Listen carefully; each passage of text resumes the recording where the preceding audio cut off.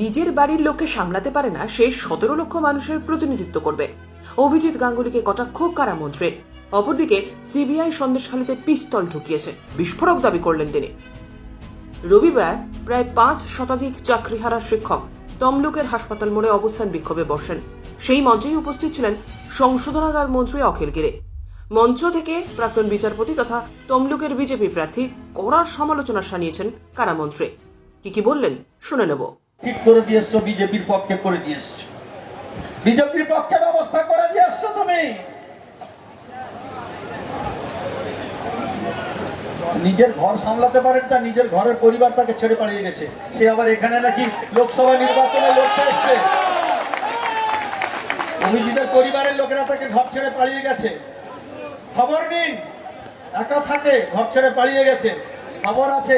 আর সে এখানে এসছে 17 লক্ষ মানুষের প্রতিনিধিত্ব করার জন্য এসছে। তার ঘরের একজনের প্রতিনিধিত্ব করতে পারে না, সে 17 লক্ষ লোকের প্রতিনিধিত্ব করতে এসছে।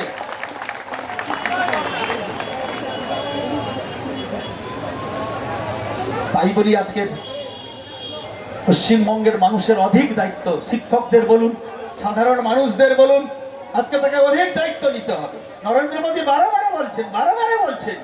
আগে অমিত শাহ এসে বলতো ইসবার 200 বার, 200 তো হলো না, কাজকলা হলো, 70টা সিট পেল।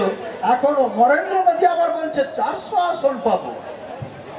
400 আসন মানে 400 আসন তারা পাবে।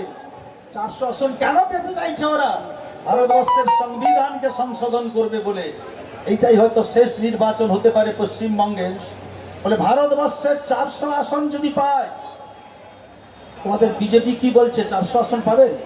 বিজেপি বলছে এ বলছে নির্মলা সীতারামনের স্বামীর নাম কি? প্রভাকর সীতারামন। কি বললেন?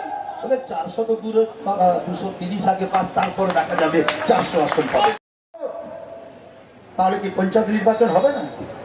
তাহলে কি পৌরসভার নির্বাচন হবে না? তাহলে কি বিধানসভা নির্বাচন হবে না? এক দেশ এক ভোট মানে তাহলে একটা ভোট হবে।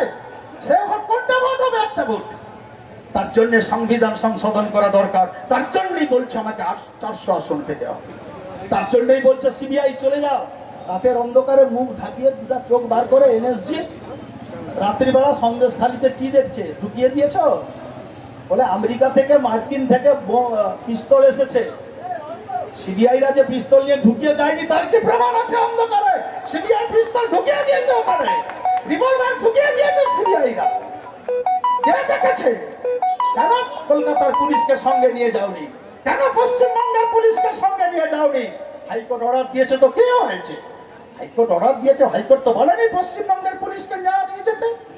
তোমরা তো হাইকোর্টের অর্ডার যদি বন্ধ হয় তাহলে কেন পশ্চিমবঙ্গের পুলিশকে না নিয়ে তোমরা সরাসরি ভাবে গিয়ে তোমরা বলছো এই আগ্নেয়াস্ত্র পেলাম, এই মাটি ঘুরে পেলাম?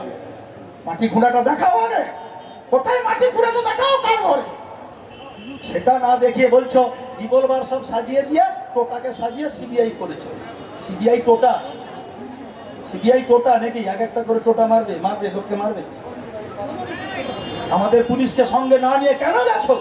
আমি বলবো তুমি বাইক থেকে নিয়ে এসে তুমি পিস্তল রেখে দিয়েছো লোকের বাড়িতে। সন্দেশখালী দেখাচ্ছ টাকা নিয়ে যাচ্ছি না, তোমাদের বিরুদ্ধে বিসর্জন দেওয়ার জন্য বারুদ নিয়ে যাচ্ছি, বারুদ তোদের বিসর্জন দেওয়ার জন্য।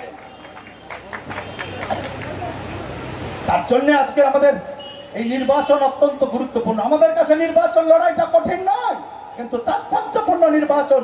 আমাদের বিপুল অর্থের বিরুদ্ধে লড়াই করতে হচ্ছে, লক্ষ লক্ষ কোটি কোটি টাকার বিরুদ্ধে লড়াই করতে। এটা শুভেন্দু টাকা বস্তা করেছে, ও তো বলছে 16 সালে চাকরি গেছে। একটা ভাইরালে বেরিয়েছে, একটা 2-3 দিন আগে ভাইরাল হয়েছে।